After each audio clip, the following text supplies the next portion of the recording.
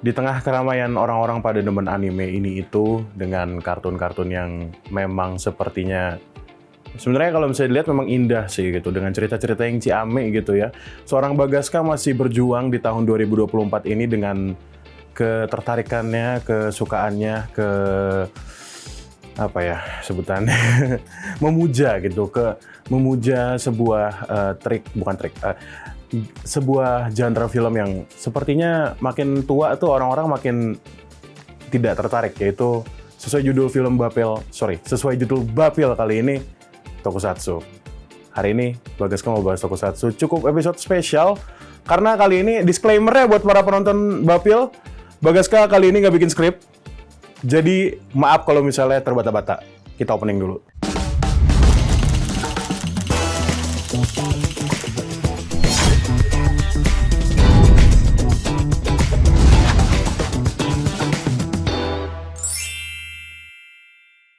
Tokusatsu adalah sebuah sebenarnya trik pembuatan film sih, dan itu bahasa Jepang lebih tepatnya. Kalau gua baca nih gua kali ini buka-bukaan kita jujur-jujuran, gua baca Wikipedia ya kan. Sebenarnya arti dari Tokusatsu itu bahasa Jepang atau untuk efek khusus dan seringkali digunakan untuk menyebut film, fiksi, ilmiah, fantasi, horor, dan peran hidup produksi, terutama di Jepang gitu. Sebenarnya kalau misalnya kalian nonton kayak, ya udah mungkin kalau misalnya teman-teman Bapil nontonin gue yang dari episode berapa, entah awal gue pakai kaos Ultraman, bahkan yang mungkin yang episode berapa tuh belum jauh dari episode ini gue pakai kaos Ultraman juga, atau ya gue bisa pakai kaos Ultraman doang ya. Tapi ya biasanya kan gue referensinya banyak tuh, Kamen Rider juga gue sebut, Power Ranger gue sebut, Super Sentai gue sebut pernah gitu. Dan mungkin para penonton Bapil bisa ke beritanasional.com dan ada tulisan-tulisan seorang Bagas Kusumo Hadi di situ menulis Tokusatsu. Itu tulisan gue semua, dan kebanyakan belakangan ini gue bahas Ultraman doang sih. Kalau Tokusatsu gue belum berani nyentuh yang lain karena emang, nah ini patut didalami juga kenapa gue dari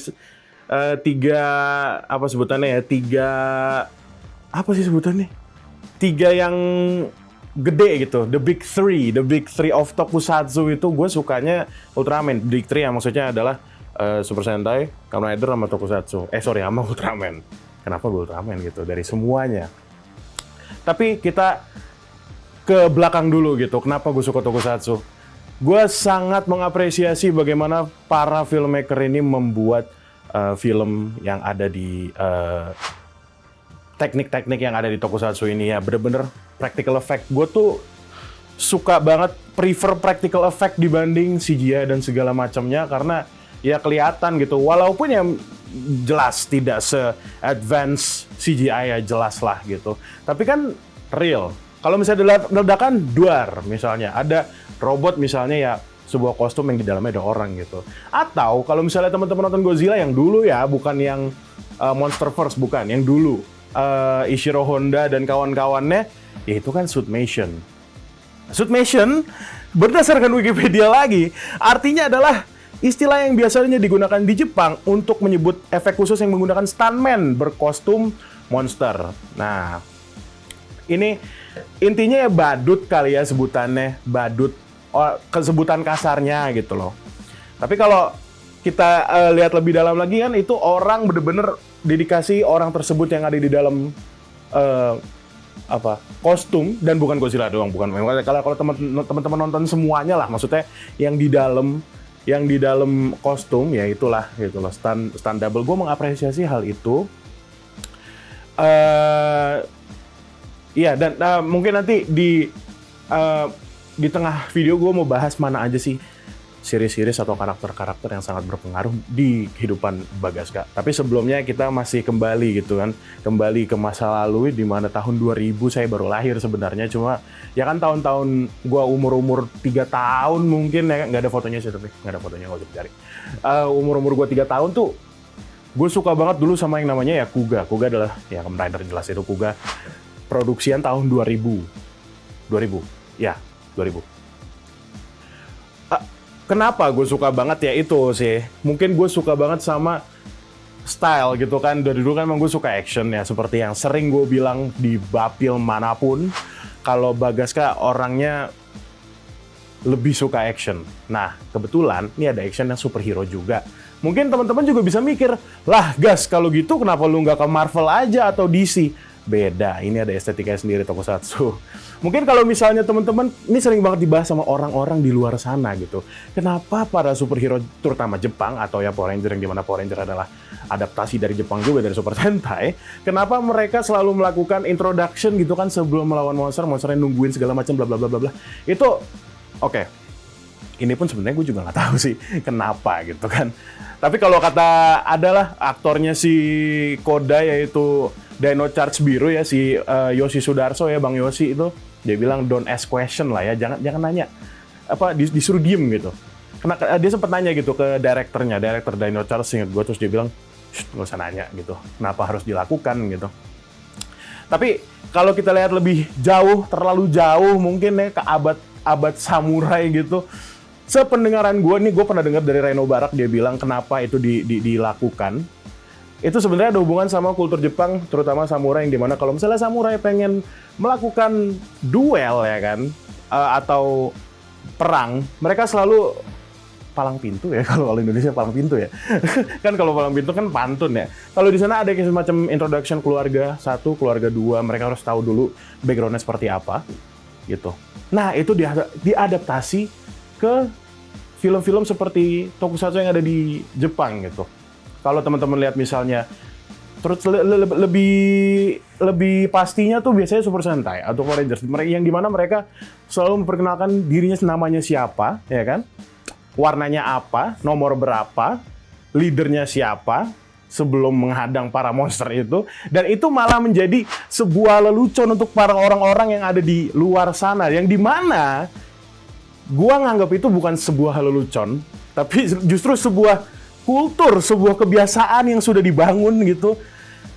Ya, gue sangat mengapresiasi hal itu, karena dari setiap introduction-nya pun ada koreo, ada penulisan kata atau narasi yang benar-benar untuk orang ini gitu, untuk karakter ini gitu.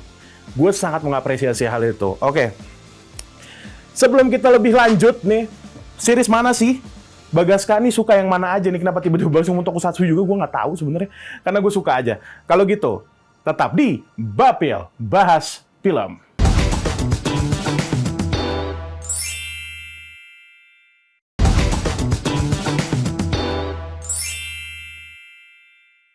Kembali lagi, maksudnya yang ditarik gitu. Di Bapil Bahas Film masih bersama gue Bagaska, dan masih pembahasan dalam Tokusatsu, yang dimana tadi kan gue baru tuh menjelaskan kenapa gue suka banget sama Tokusatsu dan semacamnya. Even gue belum bahas Ultra Q kan, sampai lupa gue bahas Ultra Q. Gue sebenarnya sebelum gue nonton Ultra Q pun ya sudah pasti ya gue nonton Ultraman dulu gitu. Seiring waktu saya makin tua gitu kan, saya makin penasaran gitu sama sejarah-sejarah yang ada di sinema Jepang yang satu ini, lebih spesifiknya Tokusatsu ini. Rambut gue berapa ya? Ya, terus gue lihat ada yang namanya Ultra Q juga gitu kan. Ultra Q ya besutan Suburaya juga, yang dimana dia iya ya, Ultra Q besutan Suburaya ya. Intinya Ultra Q itu udah ada sebelum Ultraman, di mana Ultraman itu adalah buatan Suburaya ya kan. Kalau kalian pernah nonton Twilight Zone, nah Ultra Q itu adalah Twilight Zone-nya Jepang ya kan. Terus makin kesini lagi ada Nightmare and Daydream gitu. Nah, itu terlalu jauh. Itu Indonesia Joko Anwar. Ya, kita kembali lagi. Tadi gue pengen ngomongin series mana yang menurut Bagaska ini sangat berpengaruh di hidupnya, terutama di Tokusatsu, karena ada Ultraman sama Super Sentai.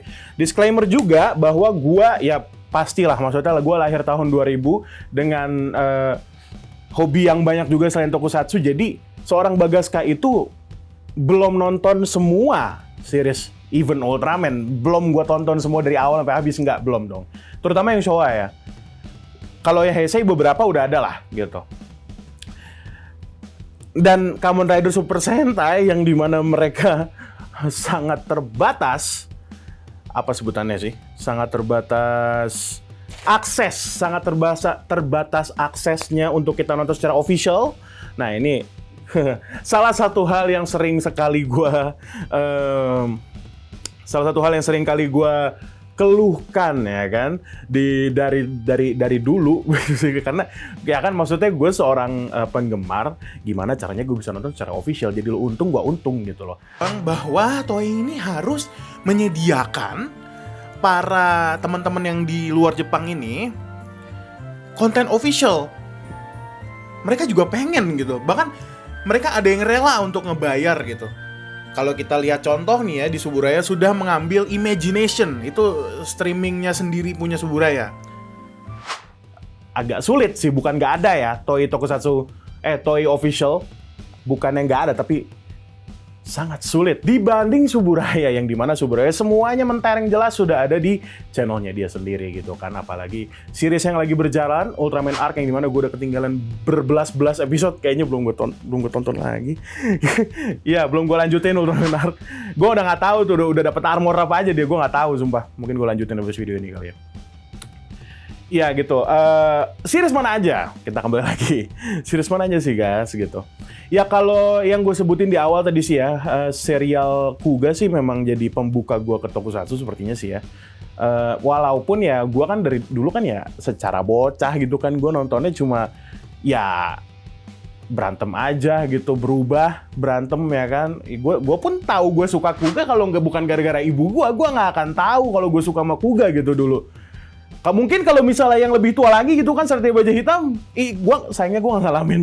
Tapi gue punya Revolcan di rumah, RX. Ya,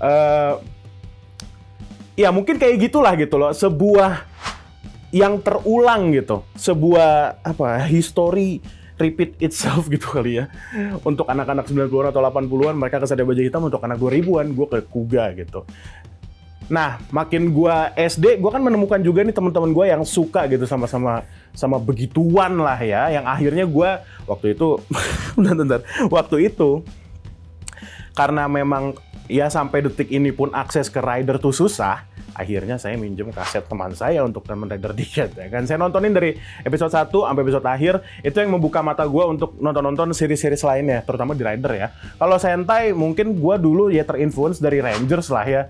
Nontonnya ya Rangers, akhirnya setelah gue tahu oh ternyata dia adalah series dari Sentai ya, dari series dari Jepang maksud gue, ya udah akhirnya gue mempelajari bahwa Sentai itu dari Go Ranger, dan sampai sekarang ada judulnya Bun Bumjer. Aduh, itu pun gue nggak nonton. Sentai itu gue berhenti tertarik di Zyuohger, habis itu kelar. Gue ngerasa nggak cocok di gue aja setelah itu. Kalau Rider pun gue berhenti di Saber. Itu kan waktu itu lagi COVID banget ya, gue nggak ada tontonan. Ya udah, gue lihat lah nonton Saber, itu pun nggak kelar karena menurut gue nggak cocok sih di gue nggak cocok. Nah ini akhirnya gue menemukan lah nih satu serial Tokusatsu yang menurut gue sudah terpatri di sanubari gue dari dulu gitu kan. Ya Ultraman itu sendiri, gue nonton, gue ngikutin, gue mendalami, bahkan gue nulis artikelnya juga. Ya jadi kalau misalnya orang ke gue bakal nanya gitu, gue bakal jawab secara teoretically kali ya, bener-bener nih ini tuh ini, dia siapa gitu. Ya gue dengan openly gitu loh, bahkan ya gue berani jawab dari Ultra Q juga dari tahun 65 itu sampai 2024 ini ya. Satu serial Tokusatsu yang sangat mendarah daging gue adalah serial Ultraman itu sendiri gitu. Iya, gue sangat mengapresiasi bagaimana konsep Ultraman itu adalah alien yang datang dari planet lain ke bumi, ya kan? Yang sebenarnya dia itu sebenarnya makhluk hidup biasa, bukan superhero juga. Kebetulan ya alien gitu kan. Alien kan artinya barang, ini tuh artinya apa ya? Intinya maksudnya suatu hal yang aneh gitu loh di bumi ini gitu, yang nggak lazim gitu, yang kebetulan datang ke bumi untuk menyelamatkan bumi daripada monster ini ya gitu. Lo kalau nonton Shin Ultraman, gue mesti review Shin Ultraman ya. Gue udah pernah review Shin Ultraman sih sebenarnya di channel gue sendiri. Jadi agak aneh juga kalau misalnya gue review. Oh, yang belum gue review adalah Shin Kamen Rider. Ya, Shin Kamen Rider belum pernah gue review di mana-mana. Iya, mungkin ke depannya gue review kali ya Shin Kamen Rider. Belum pernah gue review di sosial media manapun gitu loh. Jadi harus gue reminis lagi, ya kan? Kayak gimana sih waktu itu pas gue pertama kali nonton Shin Kamen Rider. Kalau Shin Ultraman mah udah pernah gue review. Yang dimana ya orang-orang pada nggak suka waktu itu sama Shin Ultraman. Tapi karena gue paham kali ya konsep Ultraman seperti apa yang dijadiin sama si Hideaki Anno kayak gitu ya. Ya gue paham gitu loh, visi mau dikemanain gitu. Walaupun menurut orang-orang secara cerita, apa nih tiba-tiba dari sini, dari monster A, tiba-tiba 15 menit kemudian ke monster B, 15 menit kemana lagi gitu. Ya, gue ngerasa lebih ke kompilasi gitu kali ya. Shin Ultraman itu lebih ke bagaimana si sutradara dan juga Hideaki Anno, saudaranya siapa namanya? Lupa gue, sutradaranya melihat gitu loh bagaimana Ultraman itu berjalan gitu loh seriesnya gitu loh. Ya emang Monster of the Week gitu loh. Yang dimana kalau ngomongin Monster of the Week pun yang lain juga begitu. Nah tapi Shin Kamen Rider juga beda. Ya kapan-kapan deh gue bahas Shin Kamen Rider gimana. Aman ya. Yaudah kalau gitu masih ada, mungkin gue abis ini mau bahas tentang konklusi. Apa sih sebenarnya yang gue bahas dari video ini. Ya udah jangan kemana-mana, tetap di Bapil Bahas Film.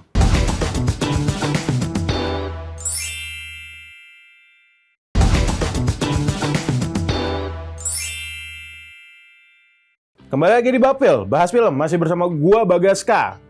Sebenarnya tadi gue lupa banget untuk menyebut series mana aja yang sangat mengaruh di hidup gue. Walaupun sebenarnya secara cerita, seiring berjalannya cerita yang tadi gue omongin, udah gue omongin ya. Yang pasti Kuga, Satya Baja Hitam pun termasuk gitu. Karena tanpa gue kenal ini, gue gak akan kenal sama teman-teman tokusatsu saya yang lebih tua gitu loh. Saya tidak akan kenal dekat dengan mereka.